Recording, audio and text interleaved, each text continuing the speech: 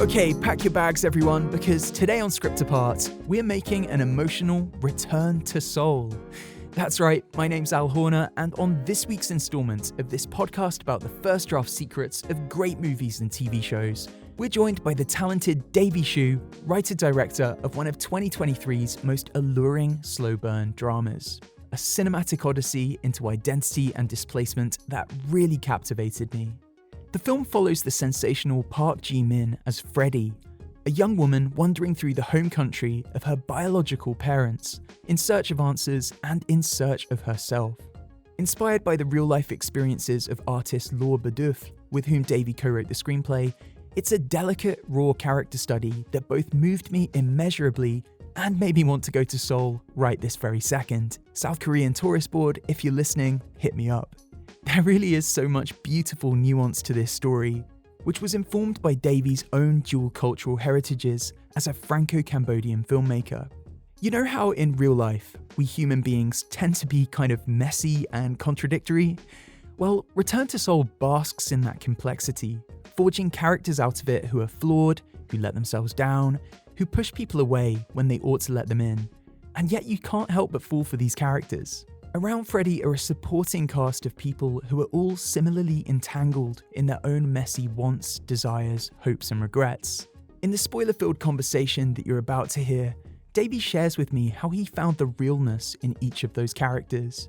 He explains what he wanted the film to express about the necessity of saying farewell, of being able to let go.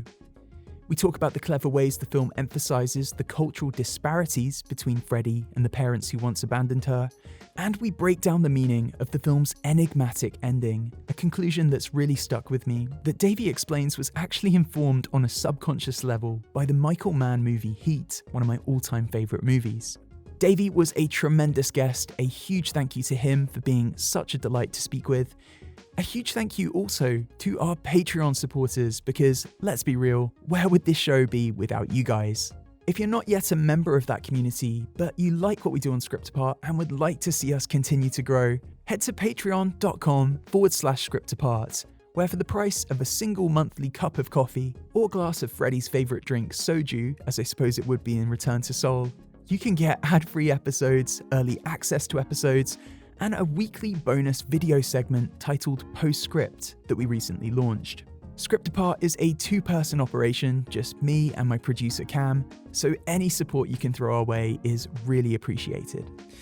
Okay, that's all the admin out of the way. Let's dive straight into this spoiler-filled conversation, which I had a ton of fun recording. Thanks again so much for tuning in. This is the brilliant Davy Chou discussing the first draft secrets of Return to Seoul. You're listening to Script Apart, hosted by me, Al Horner, produced by Camille Demek. Davy, welcome to Script Apart. Such a pleasure to have you with us. How are you doing today? I'm doing good, thank you. Huge congratulations on Return to Seoul, Davy. I absolutely loved this movie. It's a film about transnational identity and the notion of home as like a lighthouse for who we are, the darkness that can sometimes descend when it's unclear what or where home exactly is. You've also described it as addressing a national wound. It'd be great to begin by hearing a bit about what you meant by that phrase, Davy, and at what point during the development of Return to Seoul you realised that this could be a story specific, yes, to one country's national wound, as you put it, while also having this amazing universality to it. You really don't need to know the history of Korea's adopted children to connect with it. Talking about the national wound thing, I was not conscious of that when I was like starting to work on the film. It's only doing research, talking to Korean people about that project of film that was based on a personal adventure of mine, being in Korea and accompanying a very close friend of mine when she was meeting her biological father. That was the origin of the story.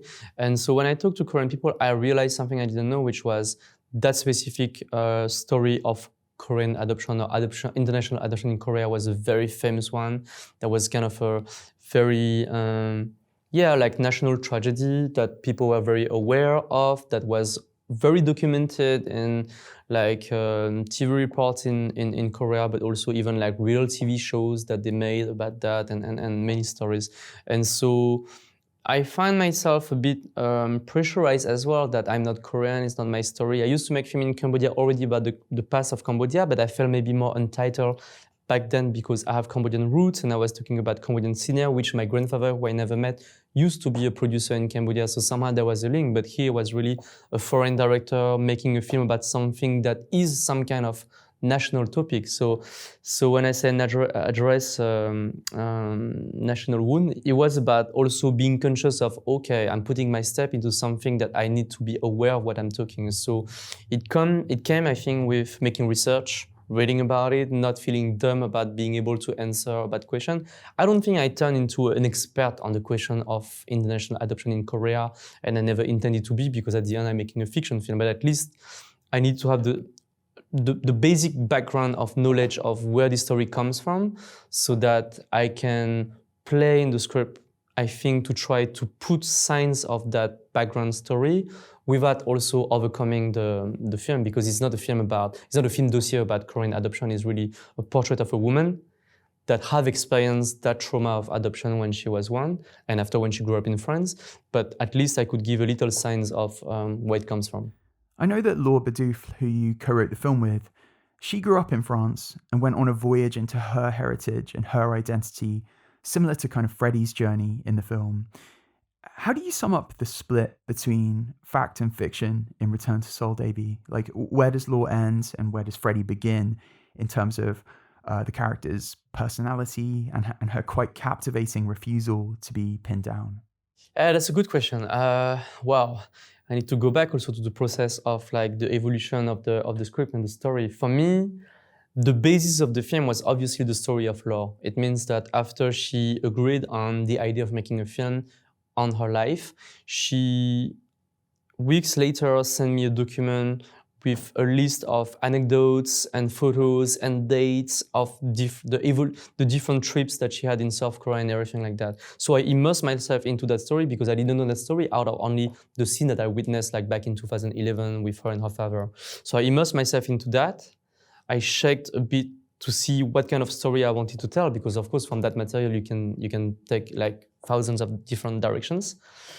And once I shaped that, I think it took me 3 years to write the script.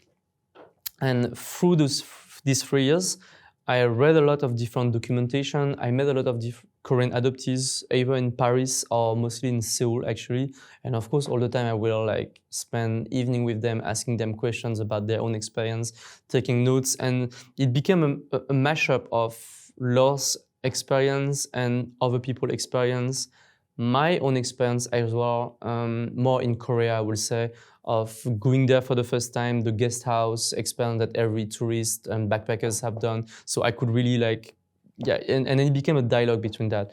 I have to say as well that I put a lot of personal elements as well in the film.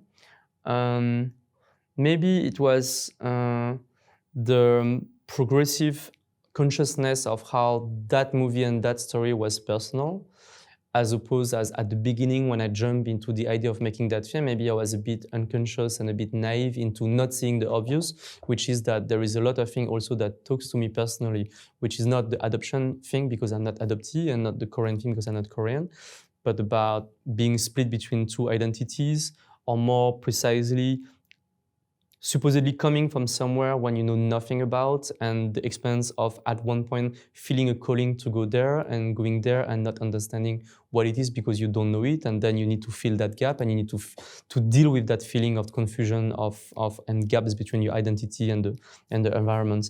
So at the end, I think I played to also take ownership of the character also as well, to put some personal things inside.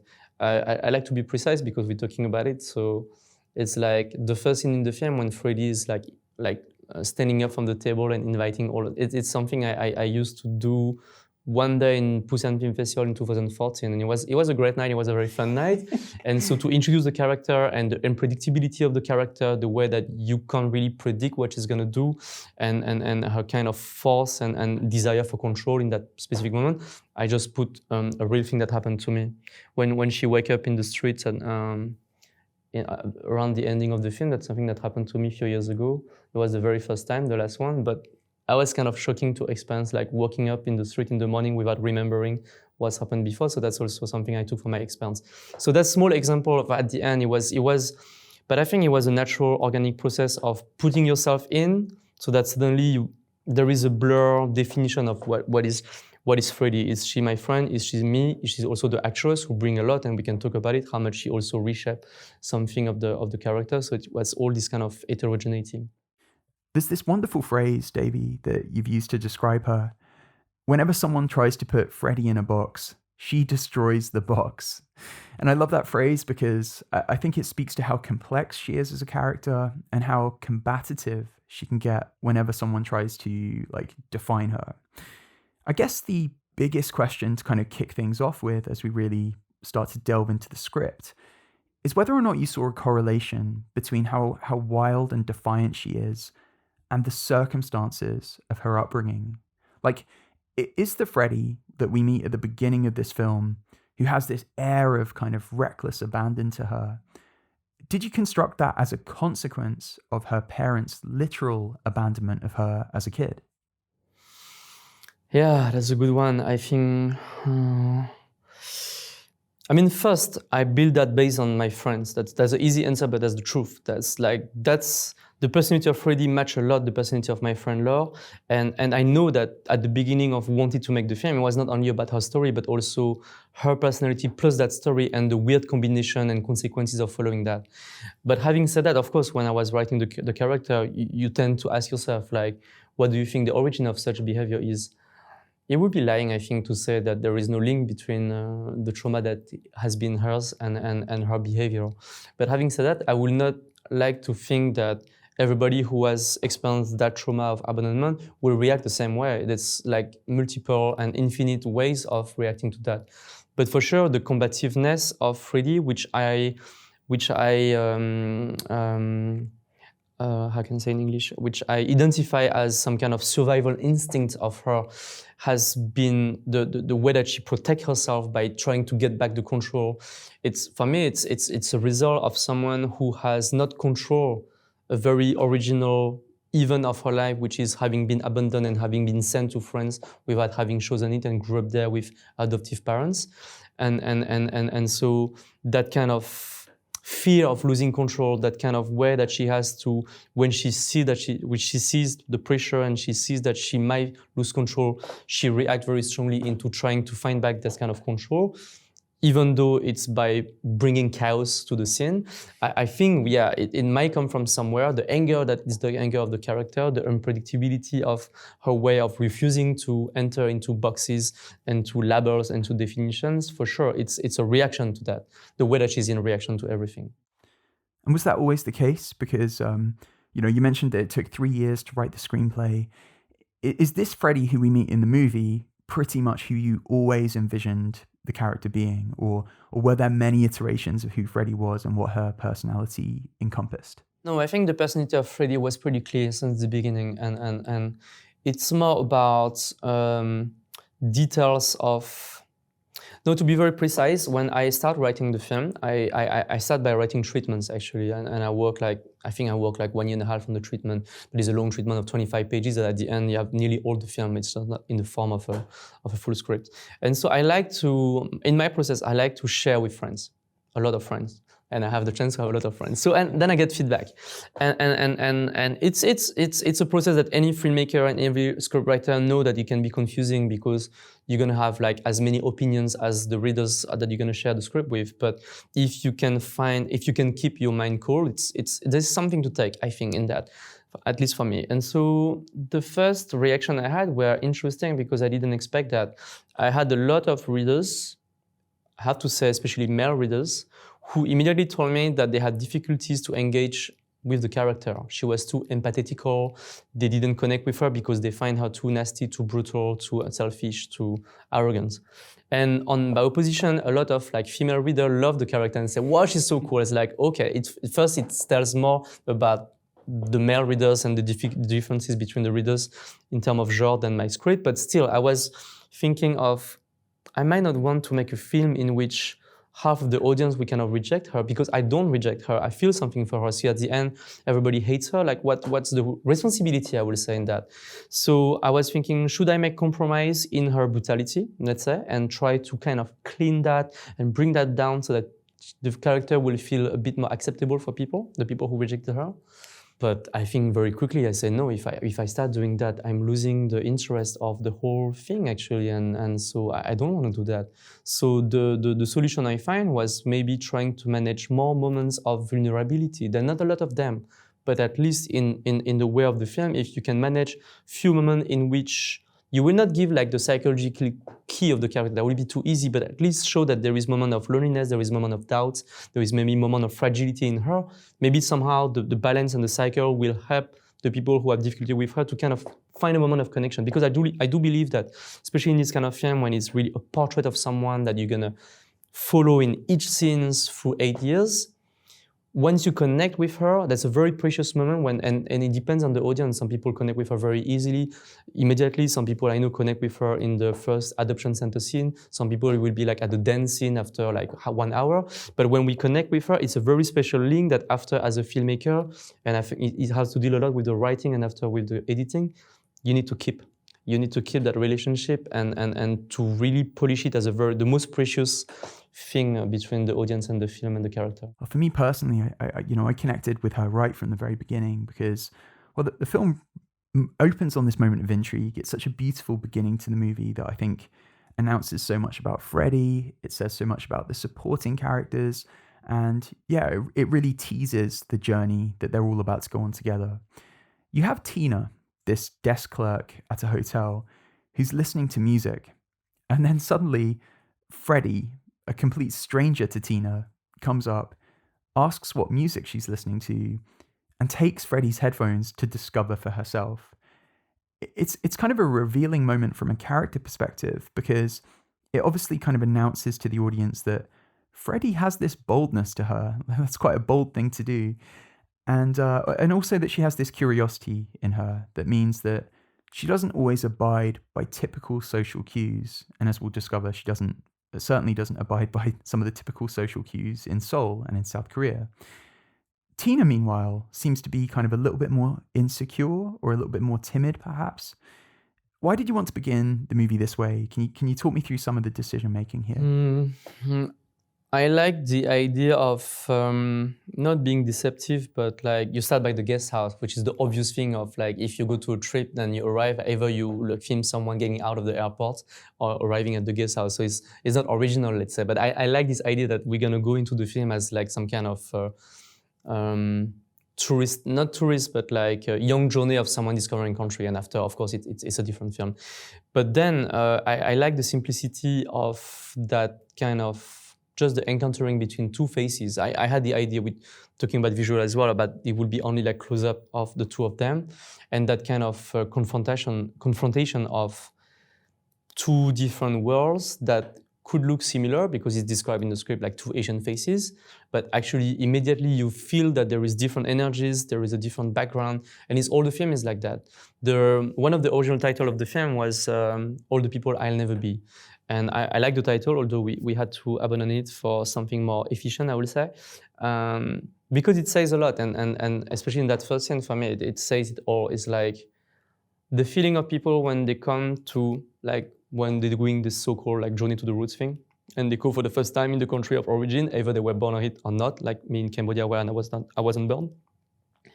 You get to find yourself most of the time fascinated by faces of people, always asking yourself like, wow, that face look like mine, but the experience, everything of that, the personal experience of that person is the most bigger, the strongest alterity of what and difference and distance of my own experience, and how that brings both attraction from you to that person to kind of understand what it is, and in the same time, the experience of trying to reduce the distance will always, I feel, find yourself a bit frustration about understanding it. You will never fully understand that. So I was playing a lot, so I developed a lot, but for me, that was the seeds of all that, which is also the journey of the film, in that very simple first encountering that you might feel in the frame of this 1 or 2 minutes in the kind of little difference of energy between the two, and the desire to connect, which I can feel strongly now in the film with the acting of Park Jae-min, the way that she looks to be like having a kind of friendly crush for Tena, but also her way of asking to listen to music, and then the music suddenly creates some kind of share connection between the two, but without words. So it was all these things that I try to play with. Yeah, and there's such a particular kind of purposeful music choice in the scene too. The music that Tina's listening to has almost this kind of Morricone-esque quality that's, well, to me, signaled that we're about to go on this grand adventure across vast plains like we would in a cowboy movie, which kind of certainly does happen in terms of the geographical space that the film kind of adventures through. I have to confess here that in the script and in my mind, I was thinking of not putting the music out loud. It was a silent scene in which the music will be a secret share between them, but we don't hear the music. But it didn't work at all in the editing. It's like, okay, let's put the music and let's see how it works. And then everybody got so excited when we find the right music. So anyway. It also seems significant that, we're beginning the film with Freddie already in Korea. One recurrent truth about transnational identity, or something that seems to come up a lot in people who have shared that experience, it seems to be this feeling that you believe that you don't quite fully belong to either place. I have friends who describe the sensation of kind of being from two separate places, but feeling like they exist in a twilight space in terms of their identity somewhere between the two. They're not quite fully one thing, they're not quite fully another. And yeah, it made me wonder whether there was ever a version of the script or anything in a story outline at any point where you were planning on showing any of Freddie's life back home in France. Like, she talks a lot in the film about how I'm French. There's an insistence upon that as her main identity, but she's saying that in scenes where she's kind of rebelling against her dad, and it's hard to know like exactly how perfect her life is back home, whether she's saying that because it's a way of hitting out or distancing herself from this man who she feels abandoned her. Yeah, that's very true actually. What she says and what the reality is might be a bit different. No, since the beginning I had this intuition that I wanted to make the film only in Korea. As not as an exercise, but as a kind of a challenge of how can you make that story with only having her in Korea, and then the audience will need to fill the gaps of her life in France before the film, but also inside the film between the gaps of the ellipse. I have to say, like on the first days of me trying to like find ideas of a structure from the material of my friend, I think the original idea was even like more radical. It was like a series of lunches and dinners of Freddie with her Korean family. Either it was the dad and sometimes the aunt and sometimes the dad again, and at the end the mom, and just that, nothing else. And maybe I was too influenced by Hong Sang-soo, and I was thinking, oh yeah, it's going to be a lot of drinking and it's going to be a obvious Hong Sang-soo like referential film. So I felt the necessity of adding more and not making only an adoption film, but like the life of that girl. But I never had the temptation to film friends, to the exception of the first versions of the script for the ending. I was really hesitating about what the ending will be. So basically the film is in 3 parts in Korea, and then there is an epilogue. And in the epilogue, I was like hesitating, like what should I do? And at one point I wrote an epilogue that I kind of liked, that we were, several ending was in France actually, but at least one was her during her birthday in her family house, having this scene with her mom in her like childhood room, discussing a bit and feeling that they still haven't totally shared about what was her experience in Korea. It still be her thing, but talking a bit. And then the adoptive mom was going out of the room, and then Freddie felt an urge of doing something. She opened her laptop. She sent the email to her Korean mom, and then she received the same like error message, which is a fact that came from the real life of my friend actually. Mm-hmm. And then she's here and she doesn't know how to react, and people call her because it's the time of the birthday cake, and then she gets out. So that was the original ending. I liked it, but I felt that maybe it's too symbolic, but I felt that it was maybe going too much in the idea for the audience that yeah, she did choose and now she's going back to her French identity as compared as what he was saying at the beginning, and even though Korea will still, and I didn't like that. I think that no, I think the real character of Freddie, if we believe that she's right in being brave, in defying everything that she as she does in the film, I don't think that she will choose. I think that she will still find like another way. So that came with the idea of not filming friends at all. We should also talk about Tina, Davy. Tina has this stillness and this politeness to her that stands quite in contrast to Freddie. She goes along on Freddie's journey with her as kind of both a friend and also her translator, as Freddie kind of navigates this country whose language she can't speak. And yeah, there's something really revealing about the chasm between them in terms of their personalities in the translations that we get to see as, through the benefit of subtitles. As an audience, we can understand like both what is said by Freddie and then how Tina puts those statements through this filter of politeness and kindness that I think speaks to their personal differences, but also cultural differences too. Can you tell me how you constructed Tina as almost like Freddie's opposite, and how you describe what motivates Tina to devote so much time to Freddie? Because she gives up a lot of time and energy, and it makes me think back to that original title that you had for the film, The People I'll Never Be. I can't help but wonder if there's like a part of Tina that longs to be as bold and as liberated by confidence as Freddie is. I think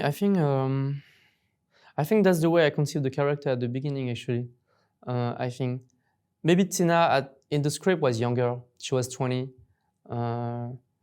Now we don't know. We don't say actually. But the actress playing the film, playing the part of Tina, she's a writer, based in Berlin. She's not an actress, and she's actually older than Jimin in real life. So at the end, when you watch the film, I don't know what you think, but it looked like they have similar age. But originally she was younger. I shaped her design on people I used to meet in Korea, like volunteers that I would meet in film festival, with this kind of naivety of being pretty young actually, and yes, have not traveled before, and so meeting a different world with maybe that kind of audacity that Freddie brings will kind of trigger some kind of desire in her. I use the past because Tena is still that, but I have to say the actress Guka, she challenged me on that. When I find her and I was like so convinced that she will be the right actress for it, but she really didn't want to act actually. She never wanted to act, similar to Jimin, but at least Jimin was kind of tempted to say, yeah, why not? But Guka was really, no, I don't want. But I was so convinced that I really got out all my manipulation tricks to kind of convince her, but just really convince her, and then she finally said yes. But one of her reasons that she didn't want is that she finds the character of Tina to be too cliche. That's what she told me. And then that specific thing that you mentioned, she said, yeah, it's the cliche of the Asian shy girl that suddenly in front of that cool, liberated French girl will find all the values. So she saw some kind of judgment from me, and I was like kind of I was kind of cornered because I say, that's actually the dynamic that I was thinking, but I didn't translate that in terms of culture, of like maybe having some kind of maybe neo-colonialist taste of it, of me trying to say that the French liberated girl is cool and then the Asian young girl should like feel envy to that. So so all that to say that what you say was there, and then with her like challenging me on that, I was trying to reshape a bit the character of Tena so that there is a bit more complexity of it. So going back to what you said about what could be the motivation of Tena, I think I start to think of Tena as like the perfect friend actually, who from that kind of first moment again of the first scene in which there is this kind of connection between them, just feels for her. So I imagine Tena also knowing a bit about the story of Korean adoption, and then trying maybe a feeling of responsibility that she's gonna be a support to that girl, and not only because of envying her freedom, but just that she feels that she should do something for her. And then what is interesting is that when I was rehearsing, when I was doing casting with the film, I met that kind of translator, Korean translator living for 18 years in France. So she's kind of French as well. And then she was playing the translator, she was playing Tena. And then I saw her like acting something, and I asked a very blind question, because for me, I will say it's obvious that if I were Tena, I will feel more for Freddie when we are in the scene with the father and stuff. I will try to protect Freddie. But the way that translator was acting Tena was kind of making me feel that, but she feels for the father actually. So I asked her like, but do you feel for the father? And she said, yes, of course. I said, why is that? She said, yeah, poor of him. And I understood culturally that even though Tena wants to support her friend, when she is in the situation, hearing the Korean parents say, we did the best for you, us audience, or I will say Western audience, we might judge the parents very badly to say, wow, it's awful to say that. And I believe that's what Freddie feels when she hears that they try to justify themselves by saying, we did that for your good. But actually, culturally speaking, that translator, the translator that was in the rehearsal said, she justified the action of the parents. And I was like, okay.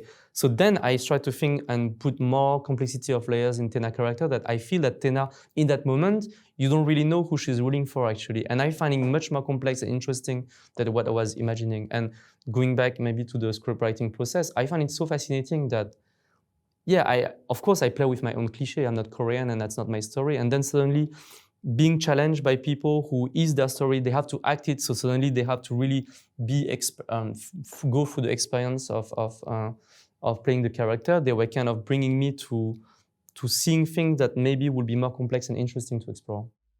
Yeah, I think you really feel that empathy. Like you empathize with Freddie and you understand some of her resentments. You empathize with the father and his failures and the regret that he's overwhelmed by. And you also certainly empathize, I think, even just through one small scene with Freddie's adoptive parents who we see on the phone, and they seem to feel quite wounded by Freddie going on this trip to rediscover, to reconnect with her quote unquote real parents. You mentioned earlier, Davy, how food and drink was going to play a big part in this film. And it's interesting thinking back to certain scenes in the film. Often food and drink is used as a way of revealing small culture clashes. Like there's a moment right at the beginning of the film where Freddie fills up her own glass and is informed that that's not the custom in South Korea. Later, when you have Freddie reuniting with her father, those scenes all seem to be seemingly set against like a backdrop of mealtime in which there's a disconnect between Freddie and the food, that's kind of mirroring her, like the disconnect between Freddie and her father, Freddie and her Korean heritage. I think in this sense, I think that the way I wrote them and the way after I directed them was the idea of, I think Freddie, when she's going there to meet her father, she wants to meet her father. That's the only one she's been in touch by the phone through Tena, and then that, I mean, it's not that, but like she expects to see him, either she was not so excited at the beginning. And then she finds herself suddenly in that very big lunch with like 7 people around the table. And one is like continuously talking, is the grandma, who kind of take the control of the scene and occupy all the space. And the question of occupying the space is a very important one in the film, which also translates into territory, the question of territory, of having someone being rejected by a territory and coming back and look like a foreign element to it, and how that graph it's working or not. So that's the first scene for me of her again inviting herself in the table of the boys. It's a way to control and to remap the territory of Korea as maybe some kind of neo-colonial gesture, but in the same time survival gesture of not letting her like taking the control. Going back to the scene with the father, I think the dynamic here that I tried to think of was they want to connect. But then there is a lot of things that don't help them to connect, which is the grandma taking all the places, all the people, the translation, the anger, and the heaviness of the feelings. And I try to work on not so much about the food in that particular case. If we talk about the relation between the father and Freddie, but more about the look, actually, the way that they will exchange very quick look together, but in the same time not really daring to do it, and always kind of missing the kind of connection in the eyes. So that was written, actually, and after we play in editing to really like find the right rhythm. But I think that's what's happening. And if you think of after that first lunch scene, the father had this kind of instinct at the end of the lunch to kind of finally say something, and we kind of like all wait for him to say something, and he invite his daughter to go somewhere, and somehow excluding the grandma that was like taking the control, and they find themselves in the car, which I think is a bravery of the father with all his pain to kind of try to connect with his daughter. But then again, they're in the car and he's unable to talk to her. He's talking only to Tena, asking her stupid question about like what her parents are doing, which is really not the question that he should ask at that moment. But I think it's out of uncomfort and awkwardness. So I play with that kind of dynamic that if we are Freddie, we hope that suddenly something is happening with the father, but there is a lot of frustration to think that it's an impossible connection, and step by step they connect a bit when he talk about the story of the island, but still it's frustrating. So it takes a whole film for them to finally connect, which is maybe the moment of the music when he share on his phone, or the moment when she invite him to touch her broken clavicle. But that's what I did.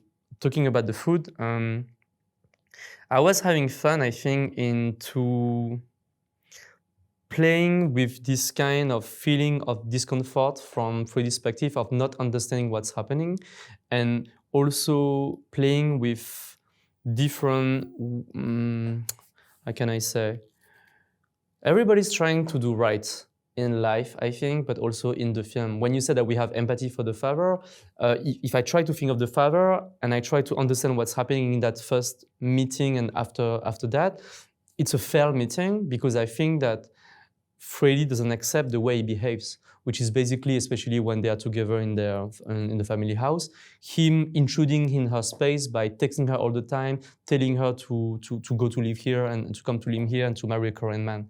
But if you take the perspective of the father, I believe he's doing what he believes is right in that situation of what should I do, and he's a bit lost, and maybe I should play the father as I haven't been, and play the role of the father. That's the way I can show her that I regret. But for her is the nightmare of him suddenly improvising himself to play that, and so it's about how I want to say the perspective of each other and what they think is the right thing to do is misinterpreted by the other side, because they don't understand the culture and the way of thinking. Going back to the food, in the lunchtime, for example, what I play with is the grandma who is, I don't know if you remember, there is this close-up where she opened the chicken. And I think for Freddie or for any Western audience, that's so shocking. Like, you don't know that old woman, and suddenly she's introducing new plates and she's opening that. But there's a very common thing to do in Korea and Asia, that all the people, out of affection, will put things in your plate, which also the aunt is doing in the different lunch and at the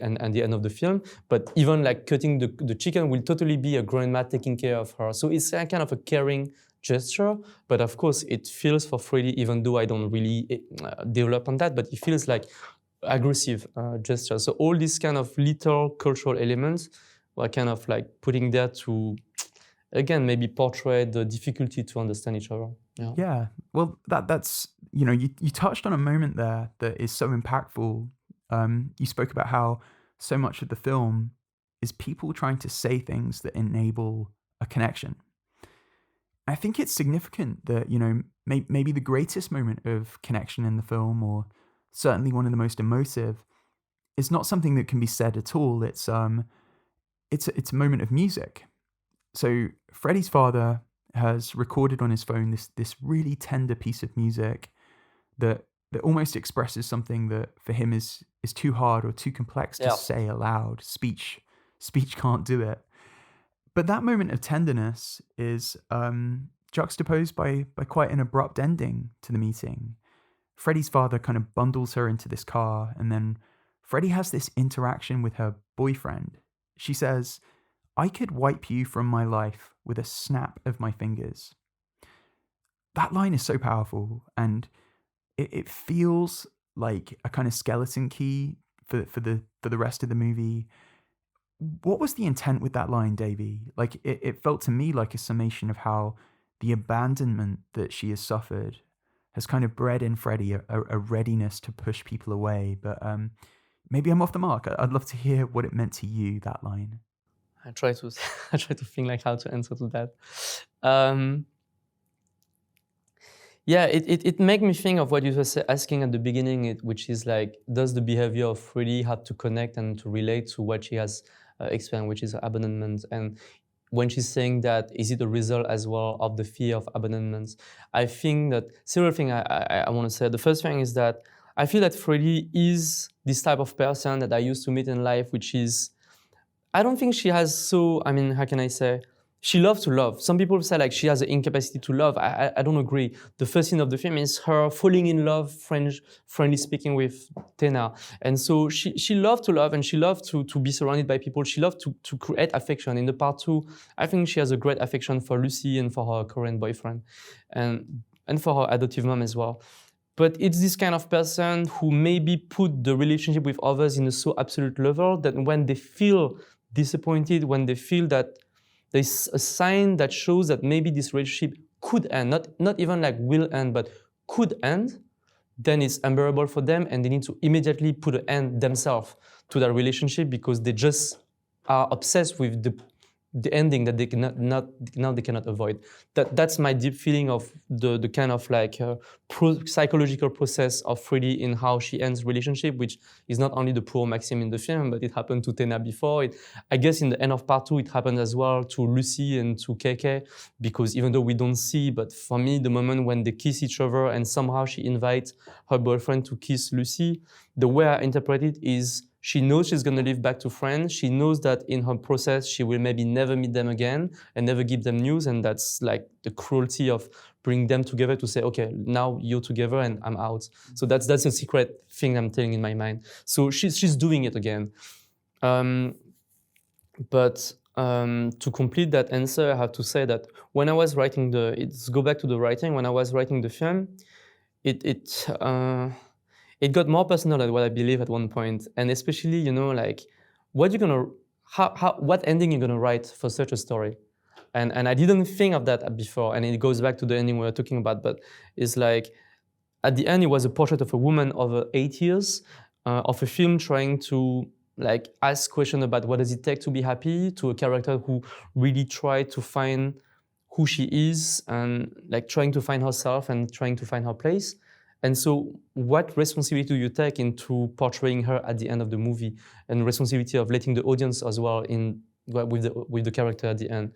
And somehow I felt that at one point I had to dare to say something at the end. You just feel responsible of, okay, put your balls out and just like express something. And this thing might be like I wrote that like 2 or 3 years ago now. So that was the exact moment that maybe I was feeling that, and maybe after it is different. But there is something I think that try to answer the question.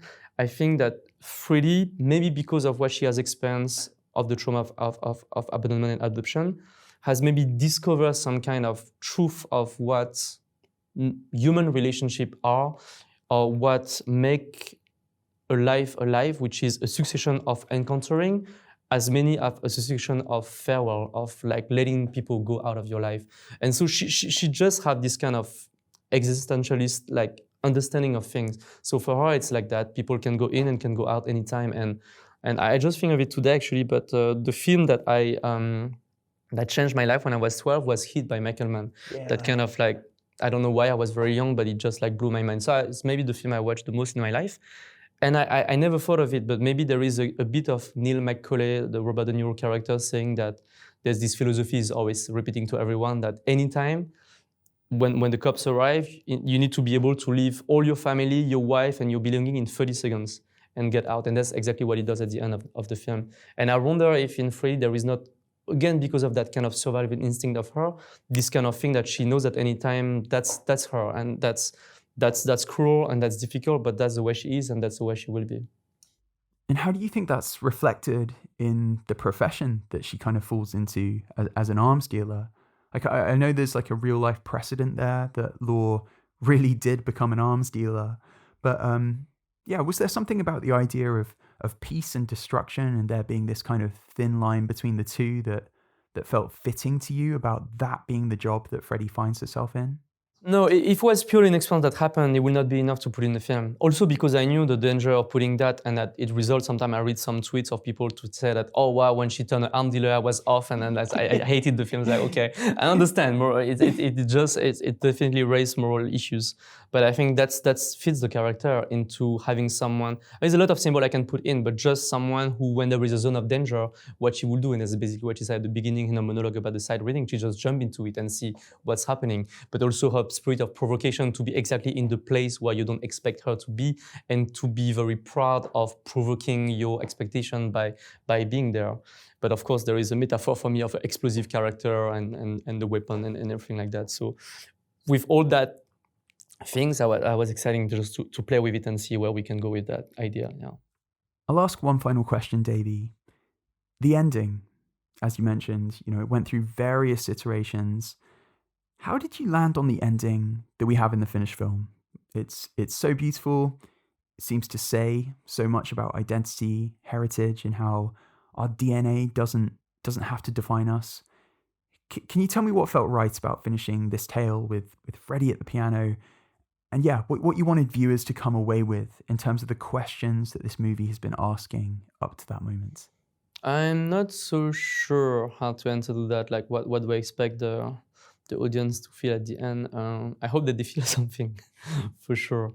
What I know is that I didn't want to end by the meeting with the mother, which sometimes people will expect, like, will feel that tonight, like that would be my ending. It's like, I feel frustrated with that, because for me, if they feel that would be their ending, it means I felt something. Because for me, it's if you can't end by that. That's the point of the film. It's like the encountering. Even though I wanted to be generous enough with the character and the audience that Freddie really wants to meet her mom, so at the end she will. But I don't think that's the ends thing. And maybe what ends thing is that, like, that final error email message that also was based in reality of my friend that I put at the end. It's a bit cruel. I know how much, like, it can be like, wow, a bit violent at the end. That's maybe the feeling that people stay with.